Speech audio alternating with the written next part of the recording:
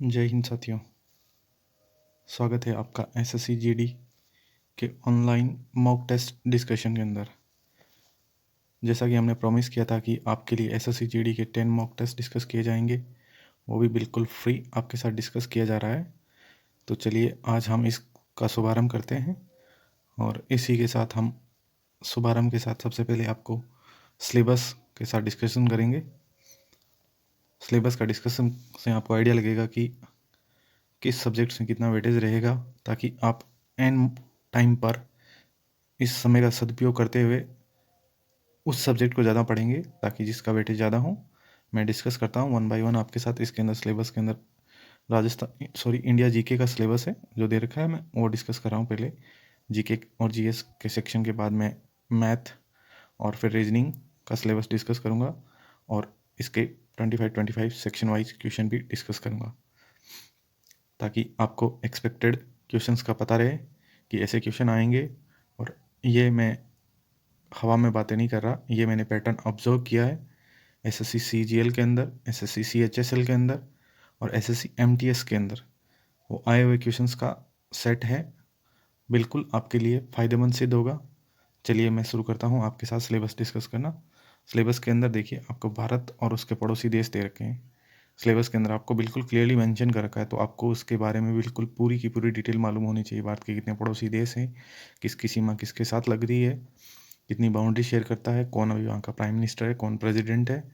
चलिए उसके बाद में स्पोर्ट्स का सेक्शन दे रखा है कि स्पोर्ट्स सेक्शन के अंदर, खेल के सेक्शन के अंदर क्या क्या नियमावली है, क्या क्या खेल के अंदर कौन कौन से खिलाड़ी है। स्पेशली आपको अभी 32वें ओलंपिक्स के बारे में और 16वें पैरा ओलंपिक्स के बारे में आपको पूरा डिटेल के अंदर ईच एंड एवरी क्वेश्चन होना चाहिए।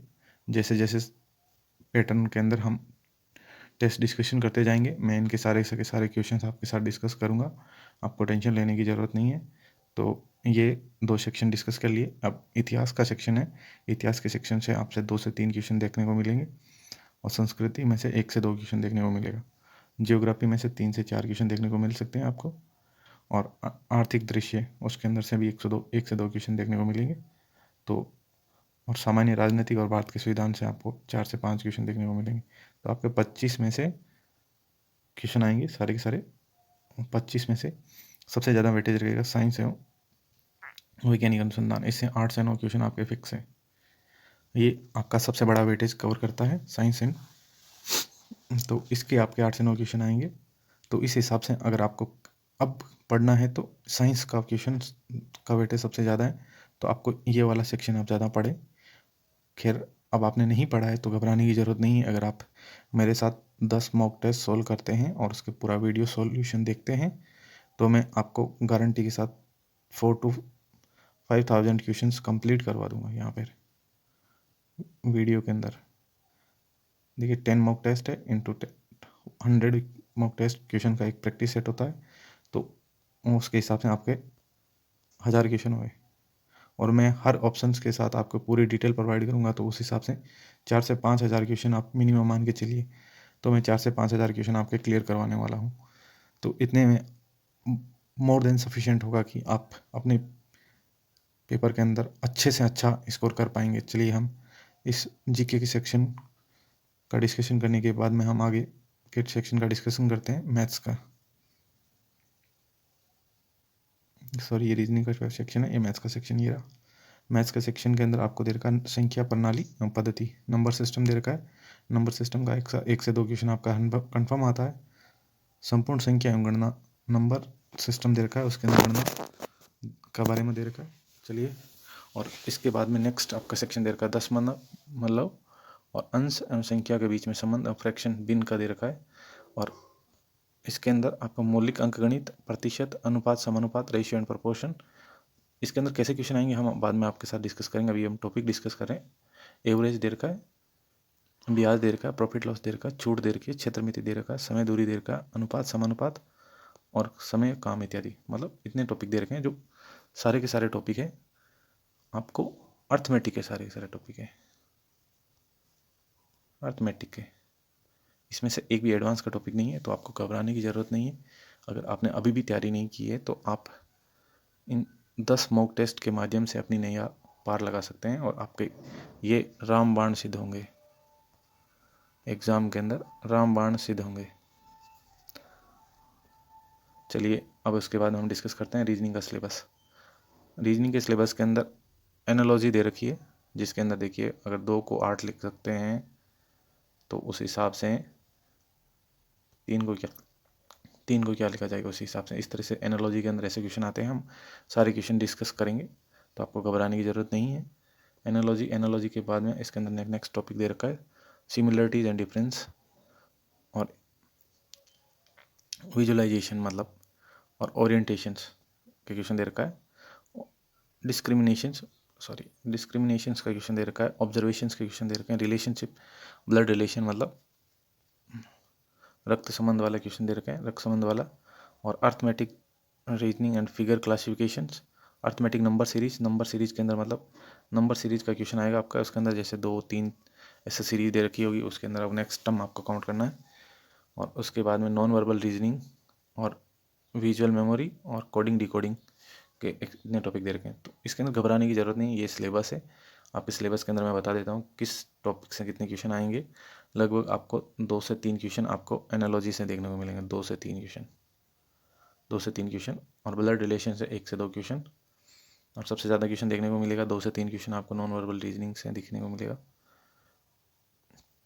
तो इस हिसाब से आपको क्वेश्चन देखने को मिलेंगे। चलिए हम डिस्कस करते हैं इस सेक्शन के अंदर, जीके के सेक्शन के अंदर क्वेश्चन। तो पहला क्वेश्चन आपके सामने है, भारतीय संविधान के किस अनुच्छेद ने अस्पृश्यता की प्रथा को समाप्त कर दिया है। मतलब इसके अंदर पूछा गया है कि कौन सा अनुच्छेद है जो अस्पृश्यता को समाप्त करता है। तो आपको ये चीज़, इसका आंसर मालूम होने से पहले आपको सब के बारे में अनुच्छेद 16 क्या कहता है। समानता, अवसर की समानता। अनुच्छेद 17 कहता है कि अस्पृश्यता को अंत करता है, अनुच्छेद 17। अनुच्छेद 18 उपाधियों का अंत करता है, अनुच्छेद 18 उपाधियों का अंत। और अनुच्छेद 20 के बारे में हम डिस्कस करते हैं। पहले इसका आंसर होगा अनुच्छेद 17। तो इसके अंदर डिटेल के अंदर डिस्कस करते हैं। चलिए इसके अंदर देखिए डिटेल के अंदर क्या दे रखा है। अनुच्छेद 17 है जो अस्पृश्यता को अंत करता है। इसके अंदर भारतीय, ये आपको फंडामेंटल राइट के अंदर है, फंडामेंटल राइट मौलिक अधिकार है, इसके अंदर डिस्कस करता है और अपराधों की सजा के लिए पाबंद देता है। ठीक है, अनुच्छेद 20। तो जिस हिसाब से हमने बात किया था कि एक क्वेश्चन के अंदर मैं 3 से 4 क्वेश्चन फैक्ट डिस्कस करूंगा, तो इसके अंदर हमने देखिए ये डिस्कशन किया कि अनुच्छेद 16 क्या है, अनुच्छेद 17 क्या है। मोस्ट इंपॉर्टेंट क्वेश्चन है ये अनुच्छेद 17 वाला, बार बार आता है, तो आप इसको याद रखेंगे। अनुच्छेद 17 अस्पृश्यता को अंत करता है, अनुच्छेद 16 अवसर की समानता प्रोवाइड करता है, अनुच्छेद 18 उपाधियों का अंत करता है। तो फंडामेंटल राइट मौलिक अधिकार भाग 3 के अंदर है। अनुच्छेद 32 को BR अम्बेडकर ने संविधान की आत्मा कहा है। चलिए नेक्स्ट क्वेश्चन की तरफ बढ़ते हैं। निम्नलिखित में से कौन सा अप्रत्यक्ष कर है। जैसे कि मैंने आपको बताया इकोनॉमिक सेक्शन के अंदर आपको 1 से 2 क्वेश्चन मिलने को मिलेगा, जिसमें से ये मोस्ट प्रोबेबल क्वेश्चन है कि कौन सा अप्रत्यक्ष कर है। तो सबसे पहले मैं आपको करंट से अपडेट करवा देता हूँ कि भारत के संविधान का 101वां अनुच्छेद 101वां संविधान संशोधन GST के बारे में था, जो विजय केलकर समिति की सिफारिश से लाया गया था GST के अंदर। तो GST काउंसिल की अध्यक्ष श्रीमती निर्मला सीतारमण जी है, जो फाइनेंस मिनिस्टर है। तो यह एक GST एक इनडायरेक्ट टैक्स है, ये प्रत्यक्ष कर है और ये उत्पाद कर के लगता है। मैं बता देता हूँ आपको, प्रत्यक्ष कर और अप्रत्यक्ष कर के बारे में फर्दर डिस्कशन कर रखा है। देखिए कर 2 तरह के होते हैं, जिसके अंदर जिस पर लगाया जाता है और वहीं पे किया जाता है। जैसे इनकम टैक्स, जिस इंसान पर लगेगा वही उस टैक्स को पे करेगा, वो होता है डायरेक्ट टैक्स। जैसे इनडायरेक्ट टैक्स जिसके अंदर जिस पर लगाया जाता है वो पे ना करके दूसरा इंसान पे करता है। जैसे आप रेस्टोरेंट पे खाना खाने जाते हो, रेस्टोरेंट पे अभी पता है GST लगा रखा है, तो वो GST में रेस्टोरेंट मालिक ना पे करके जो उस सर्विस को लेगा वो पे करता है, तो इसलिए वो इनडायरेक्ट टैक्स के अंदर आ जाता है। चलिए नेक्स्ट क्वेश्चन की ओर डिस्कस करते हैं। तो एक इम्पोर्टेंट फैक्ट भी बता देता हूँ कि अभी आपके साथ में ये डिस्कस कर रहे हैं, तो ये CBDT central board of direct taxes के अध्यक्ष JB महापात्रा है। करंट का क्वेश्चन अपडेट हो जाता है आपके साथ में इसमें। Central board of direct tax के JB महापात्रा अध्यक्ष है CBDT के। ये पिछली बार SSC CGL के अंदर पूछा गया था, तो आपके भी आप पूछ सकता है। तो चलिए नेक्स्ट क्वेश्चन की तरफ बढ़ते हैं। ये साइंस का क्वेश्चन है, बहुत अच्छा क्वेश्चन है, चलिए डिस्कस करते हैं।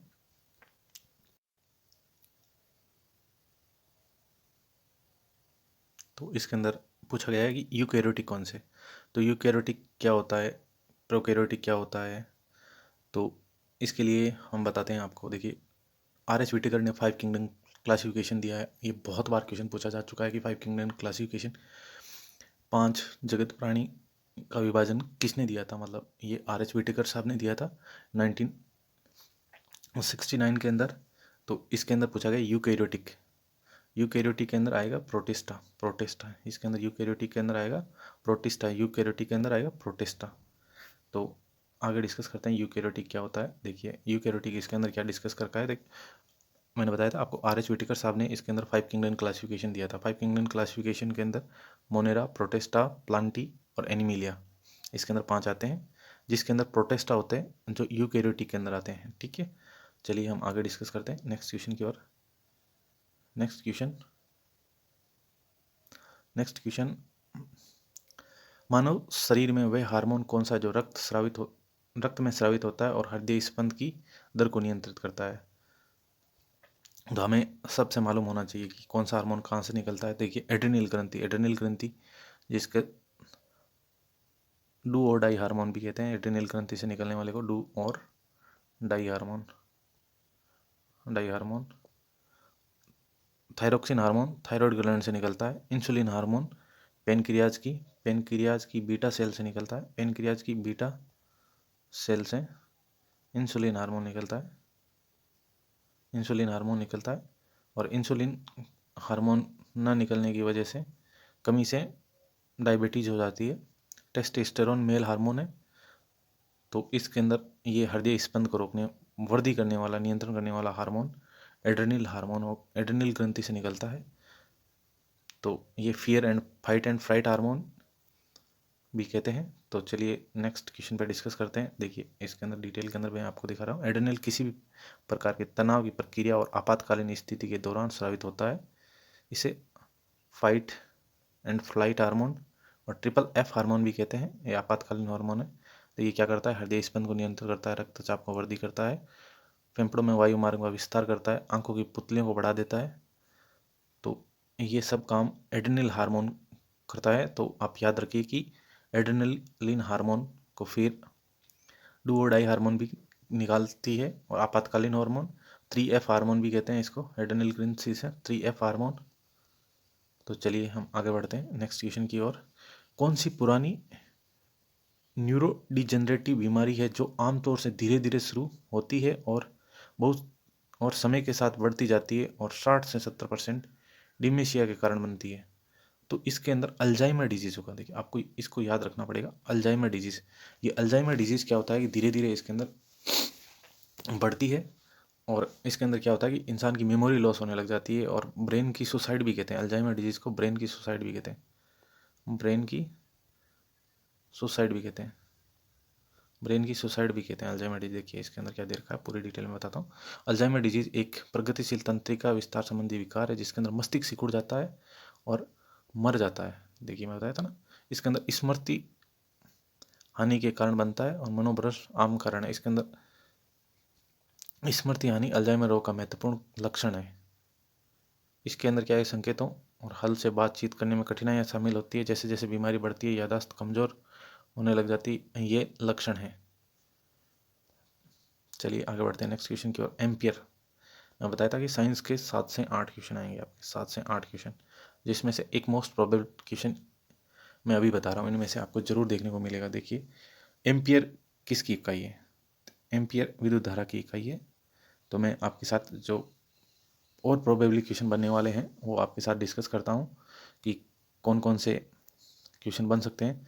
देखिए मैं इसके साथ आपके साथ सारे लेके आया हूँ। देखिए इसके अंदर ऐसा यूनिट्स है जिसके अंदर देखिए समय की यूनिट है सेकंड। इसको छोटे स्मॉल एस से दूरी की, मीटर से, द्रव्यमान की किलोग्राम से, विद्युत धारा की एम्पियर से, तापमान की केल्विन से, पदार्थ की मात्रा मोल से, और ज्योति तीव्रता की कैंडेला से। आपसे पूछा जा सकता है ज्योति तीव्रता किसकी मात्रा है, तो कैंडेला की। आपसे पूछा जाएगा विद्युत धारा किसकी मात्रा है, एम्पियर की। आपसे पूछा जाएगा तापमान किसकी धारा है, तापमान का मात्रा क्या है, केल्विन। आपसे पूछा जाएगा पदार्थ की मात्रा क्या है, मोल। तो इस हिसाब से आपको आंसर देना पड़ेगा। जैसे आपसे बहुत बार क्वेश्चन पूछा जाता है कि ज्योति तीव्रता किसकी मात्रा है, ज्योति तीव्रता का SI इकाई क्या है, कैंडेला। तो इस हिसाब से आपको ध्यान रखना है। आप इन सारी चीज़ों को याद रखेंगे तभी आपके 1 नंबर आप पक्का कर पाएंगे। चलिए नेक्स्ट क्वेश्चन की ओर बढ़ते हैं। निम्नलिखित में से किस यौगिक को ग्लोबर लवण के नाम से जाना जाता है। चलिए नेक्स्ट, इसमें पूछा गया है ग्लोबर साल्ट, ग्लोबल लवण। ग्लोबल लवण सोडियम सल्फेट डेकाहाइड्रेट, एन। देखिए सोडियम सल्फेट डेकाहाइड्रेट को ग्लोबर साल्ट कहते हैं। ग्लोबर साल्ट ये आपके केमिकल कंपोनेंट में से क्वेश्चन पूछा जाता है कि ब्लू विट्रियोल का क्या है, ग्रीन विट्रियोल का क्या है, बेकिंग सोडा का क्या है, कास्टिक सोडा का क्या है, क्विक लाइम का क्या है। तो ये सारे क्वेश्चन धीरे धीरे डिस्कस करेंगे तो आपके देखने को मिलेंगे। बट इसका आंसर हो जाएगा सोडियम सल्फेट। इसका आंसर हो जाएगा सोडियम सल्फेट डेकाहाइड्रेट, Na2CO3.10H2 इसका आंसर होगा। देखिए ये ग्लोबर साल्ट का रासायनिक फॉर्मूला Na2CO3.10H2 इसका आंसर है। ये देखिए ये आपको याद ही रखना पड़ेगा कि इसके अंदर ग्लोबल साल्ट का फॉर्मूला क्या होता है। तो Na2CO3 आगे और भी 2-3 मैं क्वेश्चन इसके अंदर इन्वॉल्व किया है कि जो बार बार पूछे जाते हैं और पूछे गए हैं, वैसे क्वेश्चन मैंने इसके अंदर ऐड किया है। तो आप ज़रूर देखिए उसको और याद कीजिए उस चीज़ को। ब्लैक बोर्ड पर लिखने के लिए जिस चौक या खड़िया का इस्तेमाल किया जाता है, इसमें से ज़्यादातर लवण निम्नलिखित में से किस धातु के होते हैं, तो कैल्शियम के होते हैं। कैल्शियम क्या बना होता है, तो इसका आंसर होगा कैल्शियम।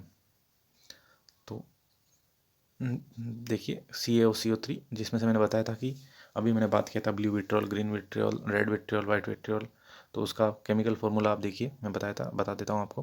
देखो जिप्सम का CaSO4.2H2 होता है जिप्सम का। अगर इसमें से हाफ वाटर निकाल देते हैं, CaSO4.12H2O, प्लास्टर ऑफ पेरिस बन जाता है, हाफ H2O। जैसे ही इसके अंदर हाफ वाटर निकाल देते हैं तो इसके अंदर डेड मॉलिक्यूल पानी का निकाल देंगे, तो इसके अंदर CaSO4.12H2O हाफ H2O हो जाएगा। तो इसके अंदर हाफ H2 होते हैं, ये जिप्सम का फॉर्मूला, प्लास्टर ऑफ पेरिस का फॉर्मूला बन जाएगा, POP का फॉर्मूला बन जाएगा।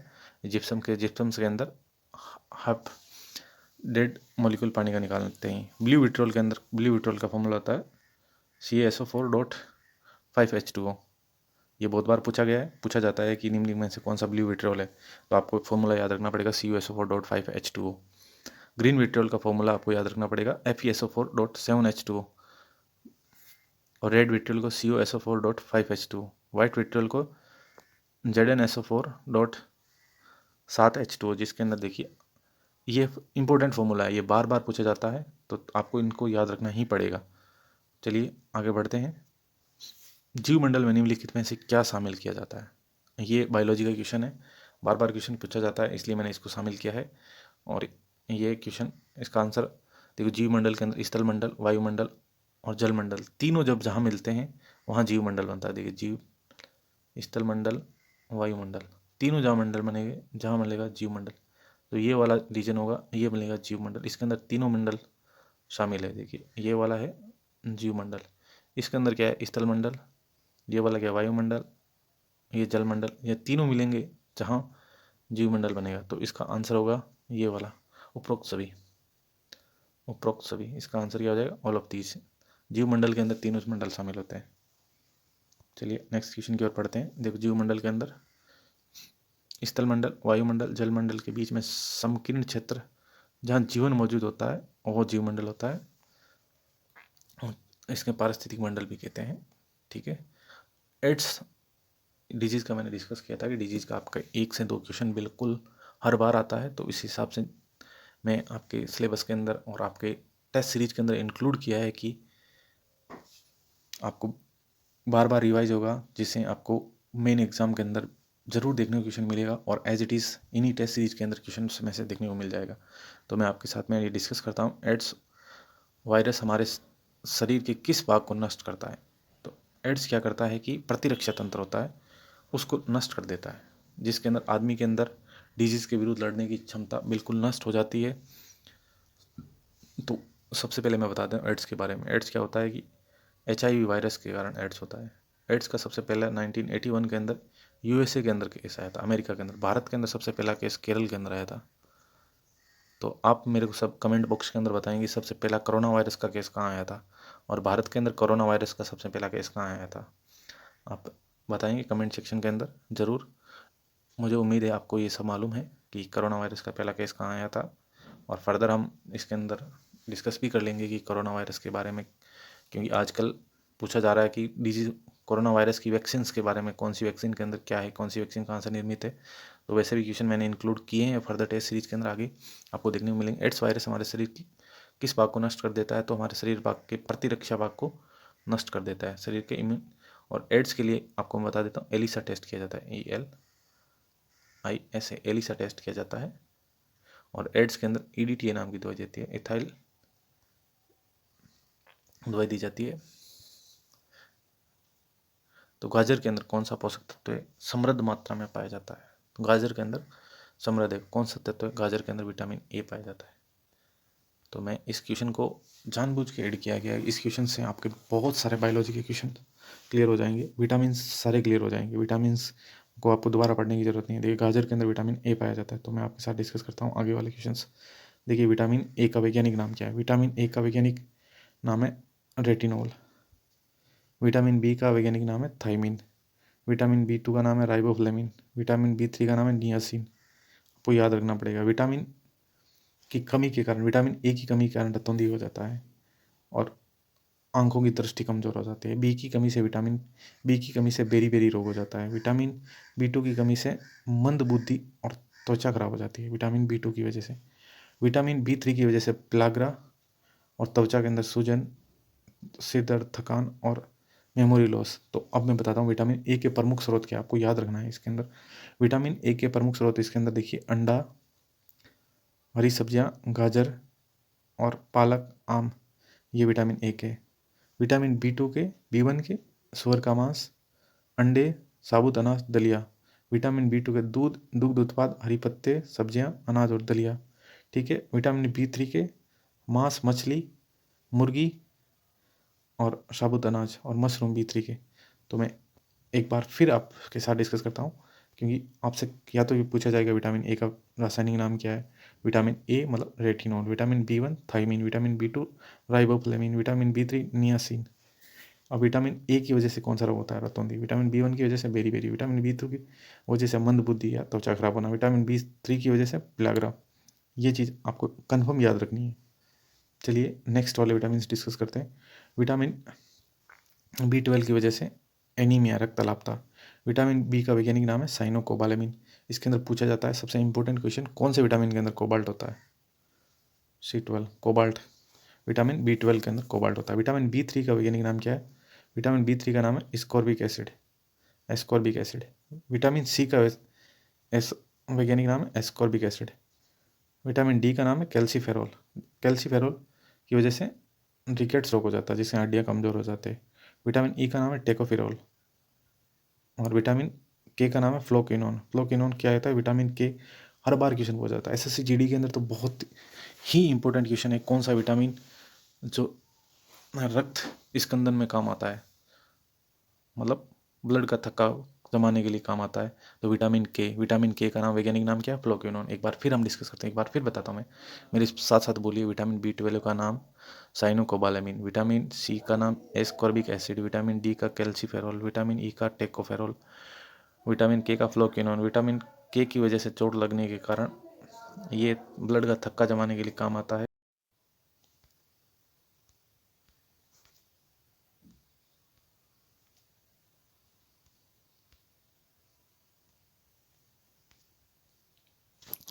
चलिए नेक्स्ट क्वेश्चन आपकी स्क्रीन पे। भारत में सबसे अधिक मछली उत्पादन करने वाला राज्य कौन सा है? भारत में सबसे अधिक मछली उत्पादन करने वाला राज्य है तमिलनाडु।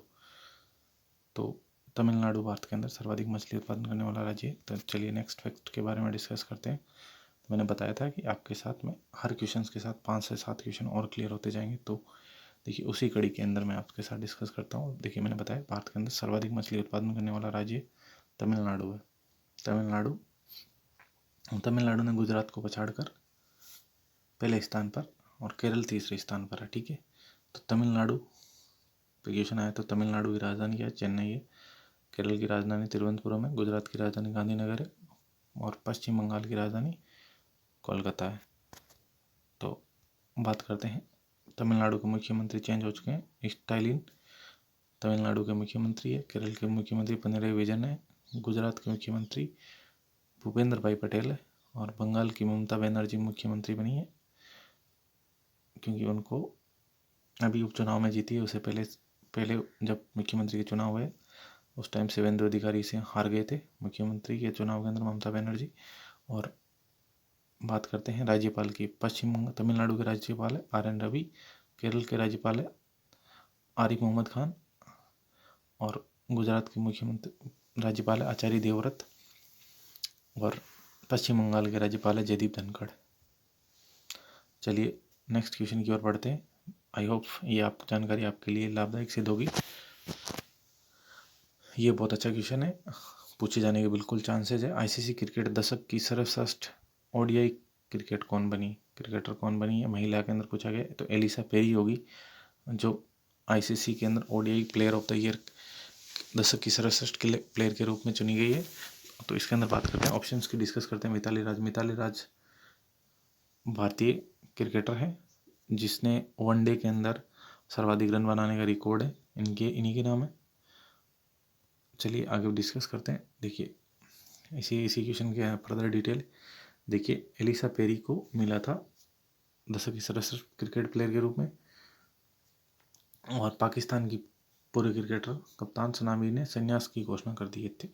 तो आपसे पूछा जा सकता है सना मीर का संबंध किस चीज़ से है? तो क्रिकेट से संबंधित है। चलिए नेक्स्ट क्वेश्चन की बात करते हैं। एक क्वेश्चन आपके कंफर्म है, मतलब बुक से आने वाला है, तो आपके साथ डिस्कस किया जा रहा है। तो ये वाला क्वेश्चन शशि थरूर जी की बहुत सारी बुक्स हैं, तो उनमें से पूछे जाने के बहुत ज़्यादा चांसेस है। तो चलिए डिस्कस करते हैं। तो इसके अंदर पूछा गया है शशि थरूर जी की बुक नहीं है। कौन सी बुक शशि थरूर की नहीं है इनमें से? Why I am Hindu Shashi Tharoor ji पुस्तक है, उनके द्वारा लिखी गई है। The paradoxical prime minister Shashi Tharoor ji के द्वारा लिखी गई है। An era of darkness British empire in India, ये तीनों बुक्स शशि थरूर जी द्वारा लिखी गई है। तो बचेगी कौन सी आंसर? हिंद स्वराज जो बुक है, जो शशि थरूर जी द्वारा नहीं लिखी हुई। तो चलिए डिस्कस करते हैं हिंद स्वराज किसके द्वारा लिखी गई है। हिंद स्वराज बुक है महात्मा गांधी जी के द्वारा लिखी गई है।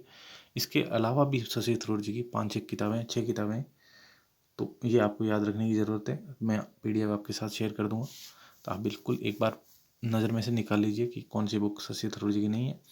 तो महात्मा गांधी जी की 3 बुक हैं, इनमें से आप देख लीजिए।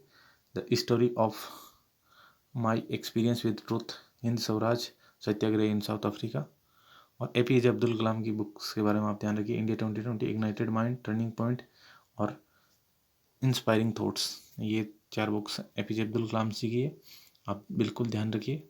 नेक्स्ट क्वेश्चन की ओर बढ़ते हैं। लोकटक झील कहाँ स्थित है? लोकटक झील मणिपुर के अंदर स्थित है। लोकटक झील मणिपुर के अंदर स्थित है। लोकटक झील पर तेरतावा नेशनल पार्क केबुल लामजाओ स्थित है, जिसके अंदर फुमडीस पर संगाई हिरण उछल कूद करता हुआ मिलता है। तो इसीलिए संगाई हिरण मणिपुर का राज्य पशु है। देखिए लोकटक झील पूर्वोत्तर भारत की सबसे बड़ी मीठे पानी की झील है।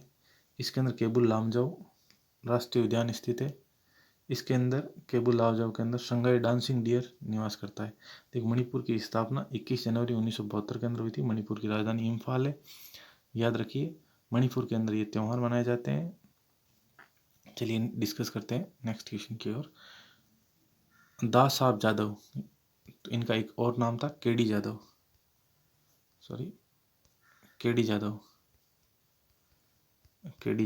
इनका निधन हो गया है, तो आपको याद रखने की ज़रूरत है। ये पहलवान से संबंधित है। केडी जादव का संबंध पहलवानी से था। इनका निधन हो गया। ओलंपिक्स के अंदर ये गोल्ड मेडल ओलंपिक्स में मेडल जीतने वाले पहले भारतीय थे, इसलिए इनको याद रखने की ज़रूरत है। कांस्य पदक जीता था ओलंपिक्स के अंदर। चलिए नेक्स्ट क्वेश्चन की ओर पढ़ते हैं। एक ये क्वेश्चन लोक नृत्य के अंदर से आपसे पूछा जाने वाला बिल्कुल ही इम्पोर्टेंट क्वेश्चन है। जोरा लोक नृत्य कहाँ का है? जोरा लोक नृत्य उत्तराखंड का है। उत्तराखंड का है। देखो, असम का नृत्य है बिहू। राजस्थान का लोक नृत्य की बात करें तो घूमर राजस्थान का लोक नृत्य और लोक नृत्यों की सिरमौर है। तो चलिए नेक्स्ट इसकी और फर्दर डिटेल डिस्कस करते हैं। देख, जोरा लोक नृत्य उत्तराखंड का है। कुमायूं क्षेत्र के अंदर इसके अंदर किया जाता है। आमतौर पर महिलाएं शादी के मेले में किया जाता है, शादियों और मेलों में किया जाता है। गोल घेराकार बनाकर करते हैं। चलिए, तो उसके बाद में उत्तराखंड के बारे में और कुछ पॉइंट डिस्कस कर लेते हैं। उत्तराखंड के बारे में, उत्तराखंड के वर्तमान में मुख्यमंत्री पुष्कर सिंह धामी है और राज्यपाल गुरमीत सिंह को बना दिए गए हैं। उत्तराखंड को देवों की भूमि कहते हैं। उत्तराखंड की स्थापना 2000 के अंदर की गई थी। 9 नवंबर 2000 को 27वें राज्य के रूप में की गई थी उत्तराखंड की। यूपी से टूटकर उत्तराखंड अलग बना था। चलिए, हेमिस नेशनल पार्क, हेमिस महोत्सव किस राज्य और केंद्र शासित प्रदेश में मनाया जाता है? तो हेमिस महोत्सव आप सबको मालूम होगा। हेमिस महोत्सव कहाँ मनाया जाता है? हेमिस महोत्सव लद्दाख के अंदर मनाया जाता है। लद्दाख के अंदर हेमिस महोत्सव मनाया जाता है। चलिए नेक्स्ट क्वेश्चन की ओर डिस्कस करते हैं। देखिए हेमिस के बारे में। हेमिस महोत्सव लद्दाख के अंदर मनाया जाता है और इसके अंदर मुखौटा नृत्य को चाम्स नृत्य कहा जाता है। चलिए नेक्स्ट क्वेश्चन की ओर बढ़ते हैं। बुद्ध के महान परिनिर्वाण कब हुआ था? महात्मा बुद्ध के बारे में आपसे बहुत ये क्वेश्चन पूछा जा सकता है। महात्मा बुद्ध का जन्म कहाँ हुआ था? महात्मा बुद्ध के माता पिता का क्या नाम था? उनके जीवन के बारे में और उनके बारे में महापरिनिर्वाण, गृहत्याग की घटना किस चीज़ से होती है, महात्मा बुद्ध को ज्ञान की प्राप्ति कहाँ हुई, ये सारे क्वेश्चंस आप याद कर लीजिए ताकि आपके एग्ज़ाम के अंदर फायदेमंद हो। तो महात्मा बुद्ध को निर्वाण की प्राप्ति कुशीनगर के अंदर प्राप्त हुई थी। तो मैं देखिए महात्मा में सारे पॉइंट्स बता देता हूँ। महात्मा बुद्ध ने सारनाथ में अपना पहला उपदेश दिया था। ये सारी डिटेल आप पढ़ लेना एक बार।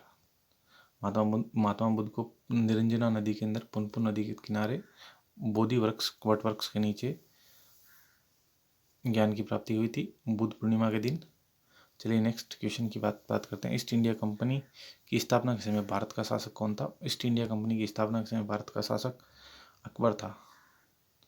ईस्ट इंडिया कंपनी की स्थापना के समय भारत के अंदर शासक अकबर शासक था। चलिए नेक्स्ट क्वेश्चन की ओर बढ़ते हैं। अभिनव भारत सोसाइटी की स्थापना वीर किसने की थी? अभिनव भारत सोसाइटी की स्थापना वीर दामोदर सावरकर, विनायक दामोदर सावरकर है, तो उसको वीर सावरकर के नाम से भी जाने जानते हैं वीर दामोदर सावरकर। तो उन्होंने स्थापना की थी अभिनव भारत सोसाइटी की। चलिए नेक्स्ट, हिटलर किस देश का तानाशाह था? हिटलर किस देश का ताना था? हिटलर जर्मनी का ताना था। इनका पूरा नाम एडोल्फ हिटलर था। इनकी बायोग्राफी का नाम कैंपमैन है। कैंपमैन हिटलर की बायोग्राफी का नाम है। हिटलर की वजह से द्वितीय विश्व युद्ध हुआ था। चलिए नेक्स्ट क्वेश्चन की ओर डिस्कस करते हैं। हिमालय का सबसे दक्षिणतम भाग, दक्षिणतम श्रेणी को क्या कहा जाता है? देखिए हिमालय की 3 श्रेणियां हैं। देखिए महान हिमालय, मध्य हिमालय और शिवालिक। देखो महान हिमालय, मध्य हिमालय और शिवालिक। तो इसके दक्षिणतम श्रेणी होगी जो शिवालिक होगी। हिमालय की जो दक्षिणतम शिवालिक है, देखिए मैंने बताया, देखो वृद्ध हिमालय, मध्य हिमालय और शिवालिक। तो आपको याद रखना है कि सबसे दक्षिणतम छोर होगा तो वो होगा शिवालिक। तो इस शिवालिक के मध्य में दून और बहुत सारी घाटियाँ प्रसिद्ध है। ठीक है, याद रखिए। चलिए नेक्स्ट क्वेश्चन की ओर बढ़ते हैं। भारत में यारलुंग सांगपो नदी किस नाम से जाना जाता है? देखो सांगपो नाम से ब्रह्मपुत्र नदी को नाम से जाना जाता है, ब्रह्मपुत्र के नाम से जाना जाता है। ब्रह्मपुत्र भारत के अंदर अरुणाचल प्रदेश के अंदर नामचा ब्रह्मा पर्वत से टकराकर भारत के अंदर प्रवृत्त करती है और दिहांग नामक स्थान पर दिहांग गोर का निर्माण करती है। और ब्रह्मपुत्र नदी पर एशिया का सबसे बड़ा भारत के अंदर मांजुली नदी द्वीप स्थित है। एशिया ब्रह्मपुत्र नदी बाद में बांग्लादेश में प्रवेश कर जाती है और बांग्लादेश के अंदर इसको जमुना के नाम से जाना जाता है और गंगा और ब्रह्मपुत्र की संयुक्त धारा को मेघना के नाम से जाना जाता है। चलिए नेक्स्ट क्वेश्चन की ओर डिस्कस करते हैं। ये देखिए सारी डिटेल इसके अंदर मेंशन कर रखी है मैंने, आप एक बार ज़रूर पढ़िए। देखो ब्रह्मपुत्र की लंबाई 2900 किलोमीटर है। ये चेमायुंगडुंग ग्लेशियर से निकलती है और भारत के अंदर अरुणाचल प्रदेश के अंदर प्रवेश करती है। अरुणाचल प्रदेश के अंदर इसको दिहांग नाम से जाना जाता है। चलिए नेक्स्ट क्वेश्चन की ओर डिस्कस करते हैं। मैंने सारे एक्सपेक्ट को छूने की कोशिश की है, सब तरह के क्वेश्चंस को डिस्कस करने की कोशिश की है ताकि आपका कोई भी चैप्टर इन 10 मॉक टेस्ट देने के बाद में कोई भी छूटे ना, अछूता ना रहे।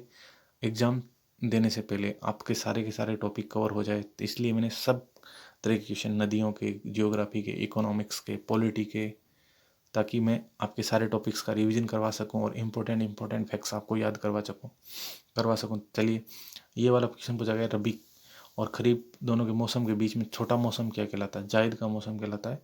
इसके अंदर ये सबसे छोटा मौसम होता है, जायद का मौसम होता है, जायद। इस मौसम के अंदर ककड़ी, खरबूज इनकी खेती की जाती है। चलिए नेक्स्ट क्वेश्चन की ओर डिस्कस करते हैं। चलिए ये हमारा सेट था जीके का 25 क्वेश्चंस का, इसमें हमने डिस्कस किया। चलिए हम इसी के अगले पार्ट के अंदर, इसी के अंदर कंटिन्यूएशन के अंदर हम डिस्कस करेंगे रीजनिंग के 25 क्वेश्चन और उसके अंदर शॉर्ट ट्रिक्स के साथ में एग्ज़ाम्स के अंदर आपके पेपर के अंदर कम से कम समय के अंदर आप ट्रिक्स के साथ कैसे सॉल्व कर सकते हैं और बहुत फ़ायदेमंद साबित होगा। चलिए इसे डिस्कस करेंगे रीजनिंग का सेक्शन।